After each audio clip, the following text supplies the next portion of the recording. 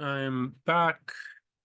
Um, this is kind of a little break in between the chapter uh videos. I wanted to make sure that I covered more thoroughly some English grammar for Latin learners. Specifically, in English, you have to be able to identify all of the roles that a noun or pronoun can be playing in a given sentence. Because in Latin, depending on the role that a noun or pronoun is playing, it's going to get assigned a certain case, right? Latin has a case system whereby nouns and pronouns get spelled differently depending on the roles that they're playing. So we're going to talk about today in English the 8 roles that a noun or pronoun can be playing that you need to know to start translating in English. To start translating into Latin and vice versa. Okay, so here we go. We're going to start with the subject. It's the most common one. And in Latin, the subject will be put into the nominative case. The cat fell asleep. The cat is the subject. The action is fell asleep. Who's doing that action? The noun to the left of that verb. So it's the subject. And in English, the subject is usually the noun to the left of the verb. There are exceptions, which we call inversion, when it comes after the verb or when it comes after the helping verb and before the rest of the verb, but those are exceptions. And yeah, most straightforward way is just the subject is to the left of the verb. My neighbor, a Bulgarian woman, is a dentist. The verb is. And the first noun is a neighbor. And notice that a Bulgarian woman is also a noun, or at least a woman is also a noun, but it's separated from the verb with 1 comma. There can never be the subject-verb construction. You can never have a subject separated from the verb by 1 comma. It can be 2, it can be infinite, it can be 0, but it can't be 1, right? So here, a neighbor, and then we have a comma, and then a Bulgarian woman and a comma. So 2 is okay, and then the is connected to the my neighbor. Is not connected to a Bulgarian woman because of the 1 comma rule, right? But okay, so my neighbor is the subject. I was sent cookies for my birthday by my mother. I am the subject. I is the pronoun, first person singular pronoun. It's to the left of the verb, and we don't have inversion, right? We don't have a reason. We don't. The verb isn't before the subject because obviously we have a pronoun to the left of it, so it's the subject. Cookies were sent to me by my sister. Cookies is the subject. Were sent is a passive construction. Okay, the cookies didn't do the sending, just like I in the previous sentence didn't do the sending, right? My mother did the sending in the previous sentence. My sister did the sending in this sentence, but she's not to the left of the verb. My sister's not to the left of the verb. My mother's not to the left of the verb, so it's not the subject. Okay, so cookies is the subject. Is she cute? This is a question. The question and the main verb is the be verb, is. Here we do have inversion, right? We have the subject after the main verb is. Okay, so after the is in inversion constructions, there's the subject. So is she cute? Have you seen the new Spider-Man movie? Here we have helping verb have, then we have the subject, and then we have the rest of the verb seen. So here you is the subject. That's it. These are only three constructions you will see the subject, and most of the time it's going to be one of the first 5 examples where the subject is to the left of the verb. But there's plenty of times where you see inversion. Okay, next. And again, that's the nominative case in Latin. The other time you will use the nominative case in Latin is when you have a predicate nominative. Now, we use in English, we use the word nominative to describe grammatical term when we have a noun after the be verb, which basically is just saying the subject is this thing. All right. So because we're using the be verb, it doesn't take an object. It doesn't take a direct object. It's not going to take an indirect object. And if there's no preposition, it's not taking some object of the preposition. So if you have a noun, a be verb, and then another noun, whether it has a modifier like the or a or some, doesn't matter. That is going to be the predicate nominative in English. We call that the predicate nominative. And that is going to be also the nominative case in Latin. So my neighbor, a Bulgarian woman, is a dentist. Dentist is the predicate nominative case in Latin. The girls are dental students. Student is predicate nominative. Nominative case in Latin. She is a teacher, predicate nominative, nominative case in Latin. Okay, I hope that was pretty straightforward. If you don't know, English is divided sentences into two main parts. The subject, which are all the words that pertain to the subject, like the girls, or in the first one, my neighbor, a Bulgarian woman, that would be the subject part, and the predicate is the verb and everything connected to it. Is a dentist is a predicate, our dental students is a predicate, and is a teacher is a predicate. So any noun in that predicate, as long as we have a be verb here, it's going to be the predicate nominative. Okay, straightforward. Next, direct object. The direct objects are the objects that take the action, that receive the action, and usually you can just figure it out. Well, it's common sense, but usually you can figure it out because you can ask yourself certain questions depending on the verb. The cat chased the mouse. What did the cat chase? The mouse, direct object. The lady bakes her granddaughter cookies for Christmas. What does the lady bake? Cookies, not her granddaughter, right? Okay. The teacher gave his favorite student a book. What did the teacher give? A book. I love Susie. Whom do I love? Susie. Direct objects. And in Latin, all of them would be in the accusative case. The accusative case. Okay, next. Indirect objects. And here we have a little like an asterisk comment, and I put the asterisk there. Indirect objects and indirect objects, these words, this is a grammatical term for English. Okay. It doesn't apply to Latin, but Latin has something similar. But you cannot just use grammatical terms from one language and apply it to another language because the other language doesn't work that way, right? Like it doesn't work exactly the same way. Like in Japanese, some verbs, some adjectives can be used like verbs at the end of a sentence. In English, we don't have that, right? But they're both called adjectives. Okay. And the indirect object English term, the indirect object in English applies to the noun, but it applies to a noun, but that noun must come before a direct object. It must come, so it's to the left of a direct object after the verb, but to the left of an indirect object. And you can know that is if you can rearrange the sentence using to or for and mean the same thing. And so we'll see an example of that in a second. So first sentence, the lady bakes her granddaughter cookies for Christmas. We know the lady is the subject. It's the left of the verb bakes. We know that cookies is the direct object. It's because that's what she bakes. But now we have this noun, her granddaughter, before that direct object. There's no preposition before that. It's not to her granddaughter, for her granddaughter, by her granddaughter. There's no preposition there. So it has to be the indirect object in English. And that's what it is. And if you switch it and put that her granddaughter after, you can see it'll make sense. So if I say the lady bakes cookies for her granddaughter right now, okay, we use for to have the same meaning. So that's why we know that it's the granddaughter is the indirect object. The teacher gave his favorite student a book. What did the teacher give? A book, direct object. So we have student before the direct object, his favorite student, right? The teacher gave a book to his favorite student. Same meaning because it's the indirect object. In Latin, the granddaughter would be in the dative case. Student would be in the dative case.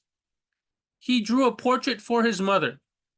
In English, this is not an indirect object. This is the point I was making about the same grammatical names, but not the same grammatical role. In English, he drew a portrait for his mother is not an indirect object, but in Latin, it would be translated in the dative case. So it would be translated basically in the same case that we do for all indirect objects in English.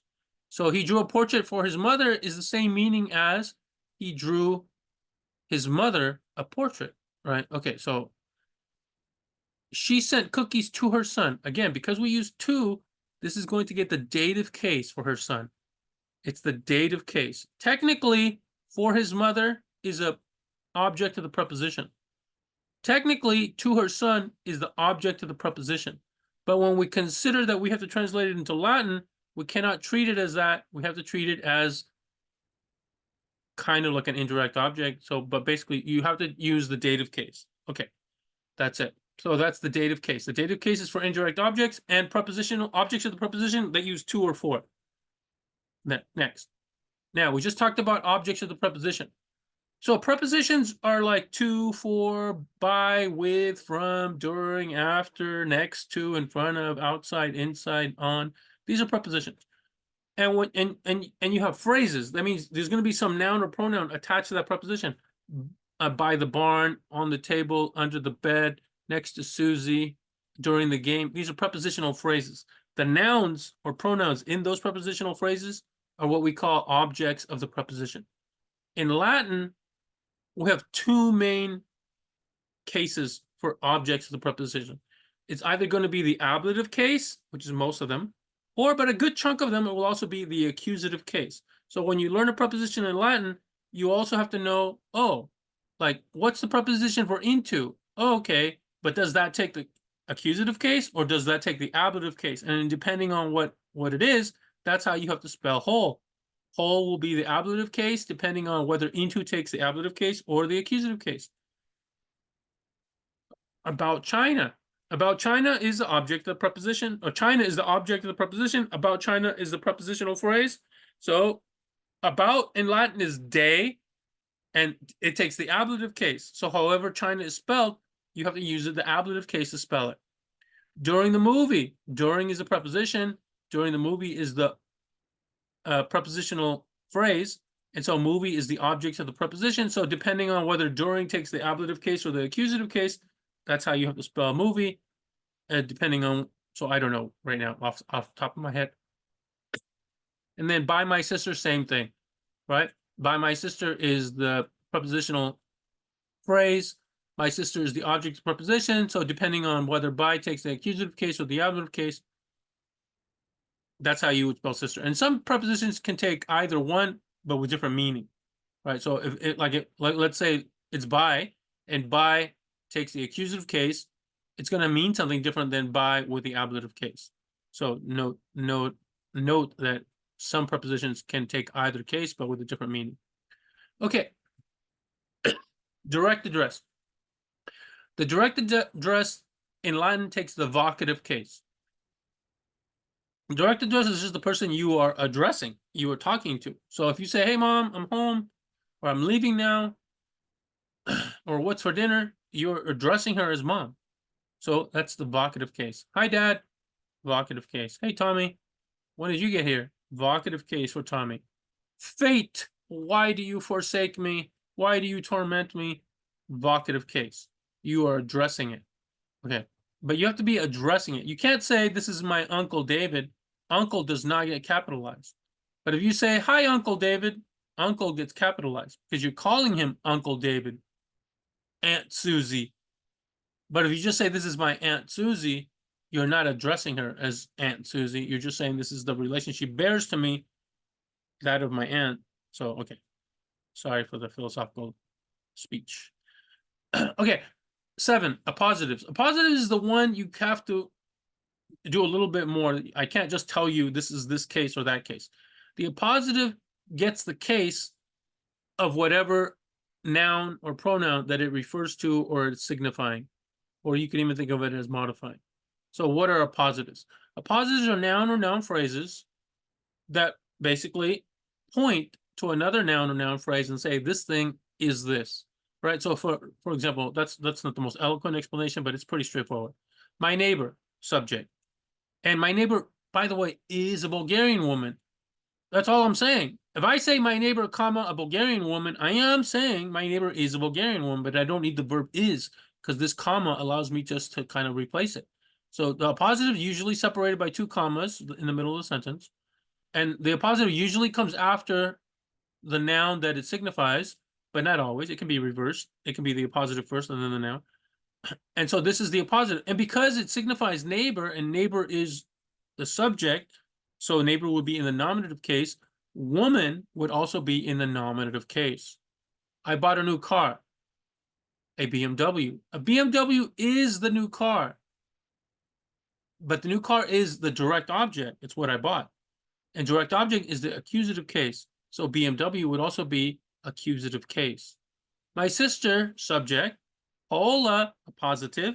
lives far from me, because sister is the subject, it will be in the nominative case, and so Paola would also be in the nominative case in Latin. I dreamt about Mia. Mia is the object of the preposition about. About takes the ablative case, so Mia would be in the ablative case, and so my ex-girlfriend, the appositive, which signifies Mia, would also be in the ablative case. Ex-girlfriend, whatever that word is, would be in the ablative case. Okay, kind of funky, but not too difficult. Possessive, easy. Possessives are when you say, like, let's use a possessive adjective, like my. This is my car. My is possessive adjective. It's an adjective because it has the word car after it, right? That has the noun, and it's modifying the noun, so it's an adjective. If you say that's your car, but this is mine, that's a possessive pronoun, right? There's no noun after the word mine because it's not modifying anything. It's contained, right? It's my car packed into one word, right? It replaces the word car, so that's why it's a pronoun, for noun, right? Okay. You could do that with nouns. Tommy, right?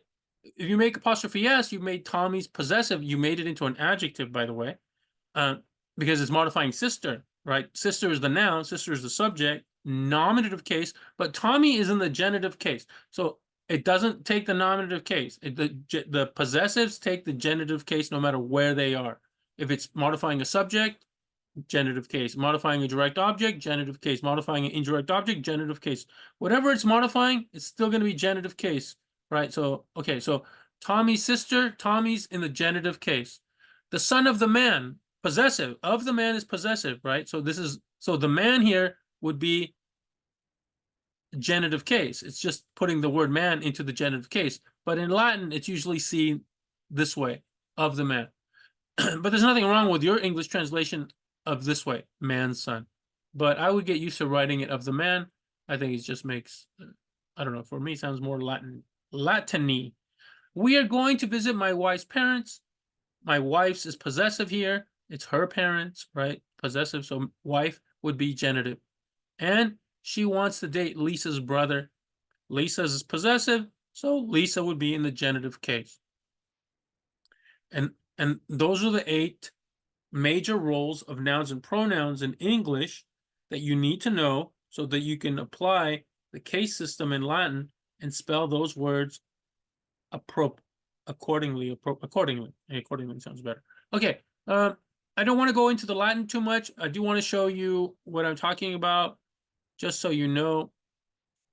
So in Latin, there are 5 declensions, basically meaning there are 5 separate charts like this, telling you how you need to spell the word depending on its role in the sentence. The first declension are for A ending words. And the A ending words are usually feminine, but not all of them. And then the second spelling you get when you see the dash AE, or sometimes they'll spell out the whole word for you. Like you'll see this. Sorry, you'll see this, poeli. But that's what the dash means. The dash means just it's the ending. We're not adding the AE to the A, we're replacing it. It's a different, right? So basically you're looking at this. You're looking at this, that's the genitive, and you're looking at the nominative singular. So in the dictionaries and in Wheelock, you're getting the nominative singular, this spelling. So when you use it as a subject, or when you use it as the predicate nominative, and then you're getting the genitive singular, which is this spelling, when you're using it as possessive.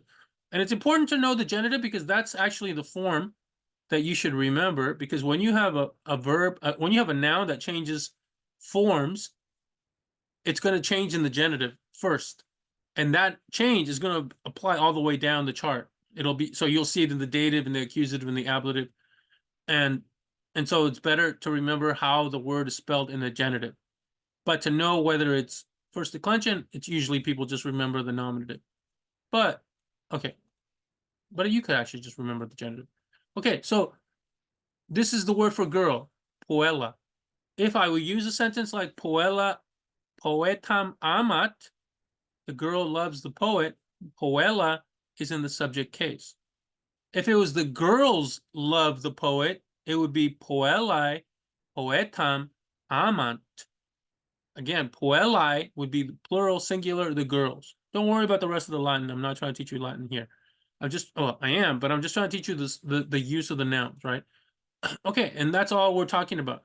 And you would have to do this chart for a second declension chart. And it's not just second declension, it's second declension that ends with a US, second declension that ends with a second declension that ends with an A. I think that's right. And so it's more charts, but it's pretty regular. So it's not as difficult as it sounds, although like when you look at the back of the wheelbox, you're like, look at all these damn charts. Like, how am I gonna remember that? Yeah, just practice. Okay, although I've forgotten most of the things off the top of my head. That's it. Okay, I'm gonna stop because I think I'm just gonna overlap into stuff that I've done and stuff that I'm gonna do for the next chapter. All right, I hope that was helpful. Any questions, let me know, and I will see you guys soon. Let me do a couple of things before I can log off, and